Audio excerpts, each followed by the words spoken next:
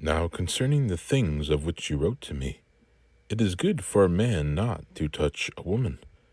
Nevertheless, because of sexual immorality, let each man have his own wife, and let each woman have her own husband.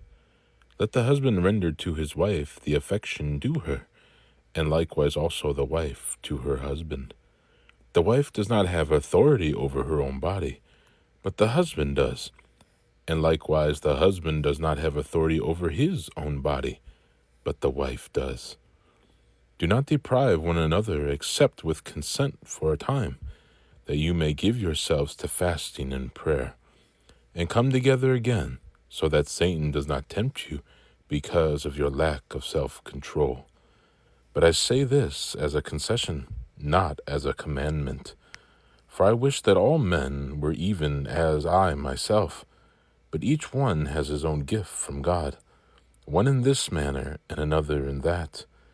But I say to the unmarried and to the widows, it is good for them if they remain even as I am. But if they cannot exercise self-control, let them marry. For it is better to marry than to burn with passion. Now to the married I command, yet not I, but the Lord. A wife is not to depart from her husband. But even if she does depart, let her remain unmarried or be reconciled to her husband. And a husband is not to divorce his wife. But to the rest, I, not the Lord, say, if any brother has a wife who does not believe, and she is willing to live with him, let him not divorce her.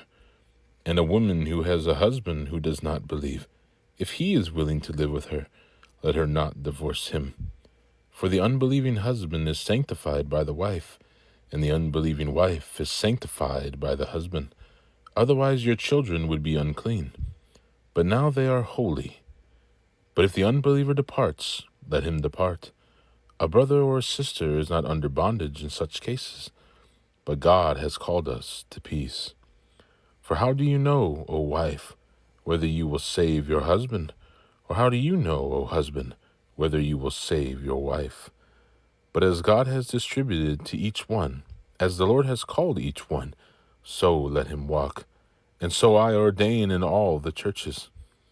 Was anyone called while circumcised? Let him not become uncircumcised. Was anyone called while uncircumcised?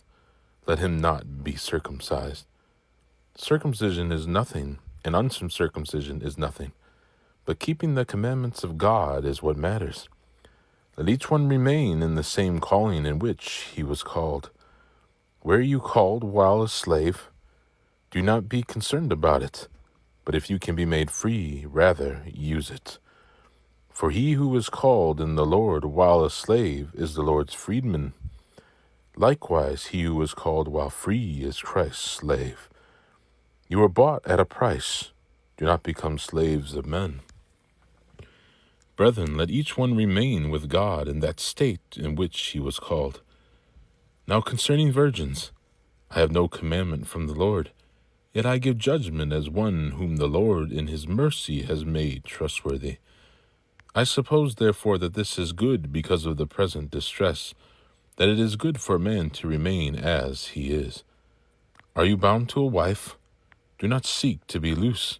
Are you loose from a wife? Do not seek a wife. But even if you do marry, you have not sinned. And if a virgin marries, she has not sinned. Nevertheless, such will have trouble in the flesh, but I would spare you. But this I say, brethren, the time is short, and so that from now on even those who have wives should be as though they had none. Those who weep as though they did not weep, those who rejoice as though they did not rejoice, those who buy as though they did not possess, and those who use this world as not misusing it. For the form of this world is passing away. But I want you to be without care. He who is unmarried cares for the things of the Lord, how he may please the Lord. But he who is married cares about the things of the world, how he may please his wife. There is a difference between a wife and a virgin.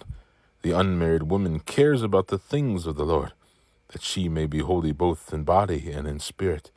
But she who is married cares about the things of the world, how she may please her husband. And this I say for your own profit, not that I might put a leash on you, but for what is proper, and that you may serve the Lord without distraction. But if any man thinks he is behaving improperly toward his virgin, if she is past the flower of youth, and thus it must be, let him do what he wishes. He does not sin, let them marry.